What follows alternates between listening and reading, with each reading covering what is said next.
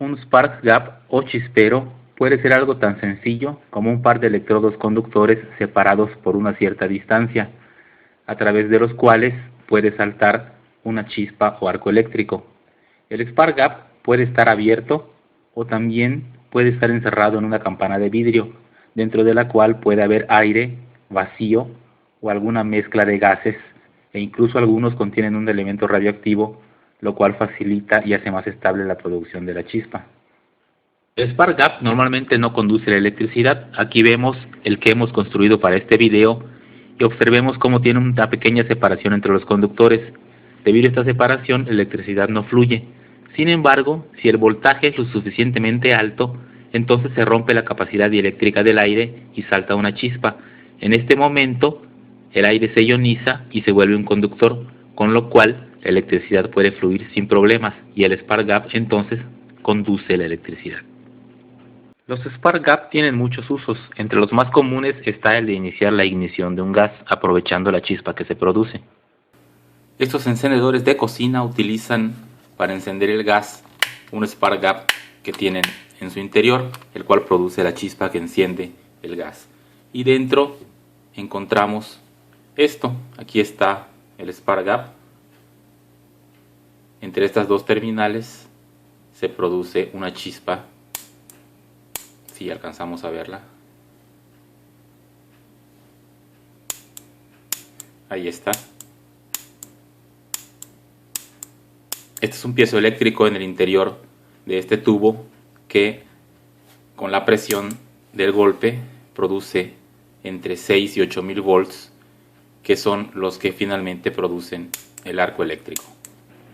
Otro uso que se le da a los spark gap es para proteger circuitos electrónicos. Si colocamos el spark gap en paralelo con la entrada de corriente del circuito y se diseña de manera que conduzca a un voltaje menor a aquel que dañaría el circuito, entonces en el caso de una sobrecarga o descarga eléctrica, la corriente fluirá a través del spark gap en lugar de hacerlo por el circuito, protegiéndolo. A mayor distancia entre los electrodos, mayor será el voltaje que se necesite para establecer el arco, es decir, el voltaje es una función de la distancia entre los electrodos, por lo cual los spark gap también se utilizan para la medición de altos voltajes. Los spark gap también los encontramos en los tubos de flash. Vemos que esencialmente se trata de dos electrodos dentro del tubo que está relleno de un gas, usualmente xenón, el cual se ilumina al producirse la descarga eléctrica en los electrodos. Los primeros transmisores de radio también estuvieron basados en los spark gap, ya que estos, además de emitir luz al producirse la descarga eléctrica, también emiten ondas de radio. Un uso más de los spark gap es como interruptores de alto voltaje y alta potencia, que es lo que vamos a mostrar en este video. Un interruptor normal como este no lo podemos usar si lo que queremos conectar y desconectar es un equipo que funcione con alto voltaje y con mucha potencia. Si queremos hacer pasar cientos de amperios a miles de volts por este interruptor, pues vamos simplemente a fundir o quemar sus terminales. Ahí es donde entra el spark gap. Este que hemos construido acá, vamos a mostrar cómo está hecho. Como hemos dicho anteriormente, el spark gap consiste de dos terminales, de dos electrodos. Tienen una pequeña separación entre ellos, como podemos ver, muy pequeña. Este electrodo es esto mismo que aquí, y este otro electrodo viene de este lado. Entonces, si nosotros queremos hacer pasar una corriente de este punto a este punto, pues intentará venir por acá, pero el espacio entre los electrodos no le permitirá continuar su camino. Si el voltaje que estamos manejando es lo suficientemente alto, entonces se romperá la capacidad dieléctrica de este espacio de aire, brinca una chispa y en ese momento el gap empieza a conducir. Sin embargo, podemos hacer que conduzca en un momento determinado por nosotros de la siguiente manera. Si ustedes se fijan, hay un tercer electrodo en este punto. Este electrodo, que es este de acá y viene conectado a este dispositivo, no toca a ninguno de los electrodos.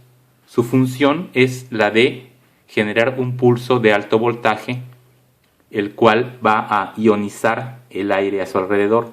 El aire ionizado se vuelve conductor, de manera que cuando venga el pulso de alto voltaje a este tercer electrodo, el aire alrededor del espacio entre los electrodos se ioniza y entonces conduce, y en ese momento ya digamos que nuestro switch o interruptor se activa y deja pasar la corriente. ¿Cómo se produce la ionización? Bueno, vamos a utilizar este pequeño dispositivo que extraímos del encendedor de cocina que mostramos hace rato. Sí, es un piezoeléctrico que al apretarlo produce una descarga de unos 6-8 mil volts, y eso hace que se ionice el aire alrededor del gap. Tiene dos terminales, estamos usando la positiva, la negativa simplemente la dejamos a un lado, no nos va a servir en este caso. Vamos a ver ahora cómo funciona. Conectado ya nuestro Spark Gap a, primero tenemos una fuente de alto voltaje que genera unos 2000 volts, y la fuente se conecta a este capacitor. El capacitor almacena la energía y finalmente el capacitor está conectado a las terminales o electrodos de nuestro Spark Gap. Dado que hemos construido el Spark Gap para que dispare cuando hay aproximadamente 2500 volts entre sus electrodos, cuando cargamos el capacitor a 2000 volts, nuestro Spark Gap no va a disparar. De hecho, alimentamos la fuente, el capacitor ya está cargado, tiene 2000 volts en su interior, pero esta corriente no pasa a través del Spark Gap. Podemos ver que si nosotros ponemos en corto el capacitor, salta la chispa y se escucha el sonido, pero otra vez vamos a cargarlo. Ahí está, el Spark Gap no dispara todavía. Cuando nosotros apretemos el botón del piezoeléctrico y se produzca la descarga de alto voltaje, se va a ionizar el aire alrededor del Spark Gap y va a saltar la chispa. Vamos a verlo. Sí se pudo apreciar cómo hay un destello cuando la chispa brinca en los electrodos del Spark Gap. Vamos a hacerlo de nuevo. Cargamos el capacitor y apretamos el botón de disparo. Ahí está. Vamos a ver un ejemplo de uso un poco más realista del Spark Gap. Aquí tenemos un banco de capacitores de bastante mayor potencia que el que teníamos anteriormente, y lo hemos conectado para que cuando active el Spark Gap toda la energía almacenada en los capacitores se descargue sobre este pequeño alambre que tenemos aquí. Vamos entonces a cargar el banco y hacer la prueba. Activamos la fuente.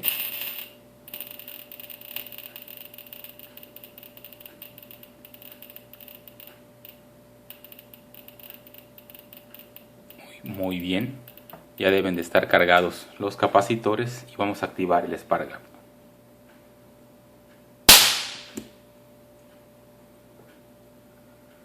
Ok, veamos qué sucedió con el alambre. Vemos como una porción de él se vaporizó, por eso dejó la mancha en el papel. Aquí está lo que quedó del alambre. Bueno, obviamente la energía del banco de capacitores todavía es pequeña y no logró vaporizar por completo el alambre, pero este es un ejemplo en el cual podemos apreciar la utilidad del Spark Gap.